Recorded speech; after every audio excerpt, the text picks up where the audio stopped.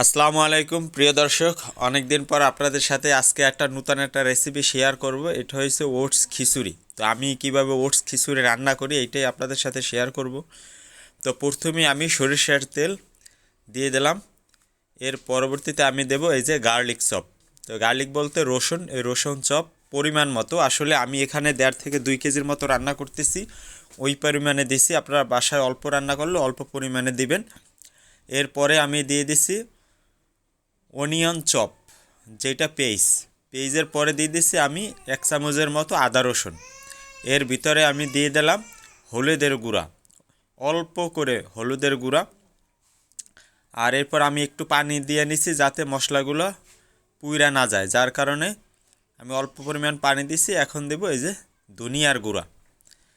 তো এগুলো সব একটু কষাইয়ে নিব।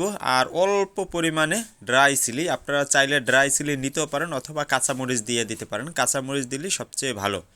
আমি একটু কালারের জন্য অল্প পরিমাণে দিচ্ছি। 1.5 থেকে 2 কেজি রান্না করতেছি এর ভিতরে। আর এর ভিতরে দিয়ে দেবো আমি পিঙ্ক সল্ট। এই যে আমি পিঙ্ক সল্ট দিয়ে দিচ্ছি। দিয়ে এখন একটু কষাইয়ে নেব, যাতে হলুদ মরিচের ফ্লেভারটা না থাকে। একটু কষাইয়ে নিব। কষাই নেওয়ার পরে আমি এখানে ওটসগুলো একদিন আগেই ভিজাই রাখছিলাম। আমি প্রায় 24 ঘন্টার মতো ভিজাই রাখছি। এই যে অল্প পরিমাণে পানি দিয়ে তারপরে আমি কষাইতেছি। তো আমি ওটসটা ভিজাই রাখছি একদিন আগে, যাতে কুকিং টাইমটা সময়টাও কম লাগবে আর থিকনেসটাও ভালো আসবে। এই যে দেখেন আমি পানিটা সেঁকে নিচ্ছি। নেওয়ার পরে এই যে সম্পূর্ণ ওটসটা আমি ঢেলে দিলাম। দেওয়ার পরে এই অল্প পরিমাণে পানি দিয়ে এই যে দেখেন পানি দিয়ে দিতেছি। আমি ফুল পানি দিয়ে দেবো, আরও 1 জগ পানি দিয়ে দেবো।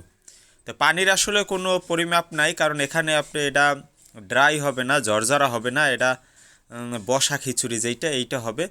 তো এইটার ভিতরে আপনি আন্দাজ করে পানি দেবেন। আমি যদি দেই, আমি ধরি এখানে 2400 গ্রামের মতো আমি পানি দিছি। আমার এই জগটাতে প্রায় 1200 গ্রামের মতো পানি ধরে। তো এইটা দিয়ে আমি এখন চুলার আঁচটা বাড়াই দিছি। আর এটার ভিতরে আমি একটা মশলা দিচ্ছি। এই মশলাটা হয়েছে, এখানে আমি দিচ্ছি যেইটা, এখানে ওই তেজপাতা আছে, তারপর লং, এলাচি সব কিছু আছে। তো প্রিয় দর্শক, জানেন যে আমি এই শেফ প্রফেশনাল পাশাপাশি বিজনেসও করি। এখানে এই যে এই মাছগুলো এখন পাবেন। এছাড়াও দেশি হাঁসের ডিম, মুরগির ডিম, দেশি মুরগি, ন্যাচারাল যেগুলো জেকে লাইফস্টাইলের সাথে যায়, এই প্রোডাক্টগুলোই আমি বিক্রি করি। এই যে দেখেন বড় সাইজের কিশোরগঞ্জ হাওরের চিতল মাছ। এছাড়াও আছে দেশি প্রজাতির যে শোল মাছ, আইন মাছ। এগুলো প্রকৃতির বাস্কেটে যারা যারা নিতে চাচ্ছেন অবশ্যই ইনবক্সে নক দিবেন।